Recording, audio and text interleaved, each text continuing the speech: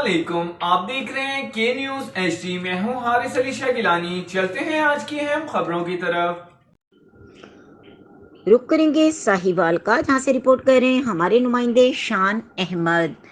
سابق وزیر اعظم پاکستان اور پیپلز پارٹی پنجاب کے صدر راجہ پرویز اشرف نے ڈاکٹر اظہر کالو کو ضلع ساہیوال کا نائب صدر منتخب کر دیا۔ پارٹی رہنماؤں اور کارکنوں نے انہیں مبارکباد دی۔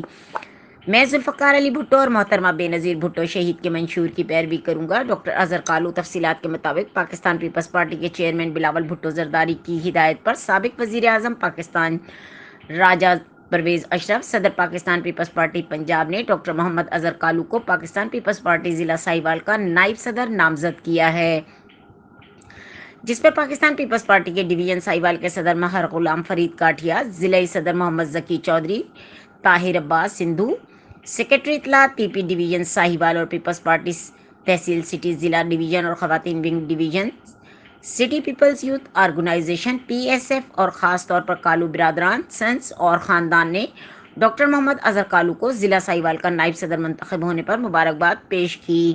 ڈاکٹر محمد اظہر کالو نے اپنی نامزدگی کے حوالے سے کہا کہ میں اپنے عہدے سے انصاف کرتے ہوئے ہمیشہ اپنے قائدین کے احکامات کے مطابق پارٹی پالیسیوں کے تحت منصبی فرائض ادا کروں گا اور پیپلز پارٹی کے دوستوں اور کارکنوں کو اپنے ساتھ لے کر چلوں گا اور پیپلز پارٹی کے پرچم کو سربلند رکھوں گا۔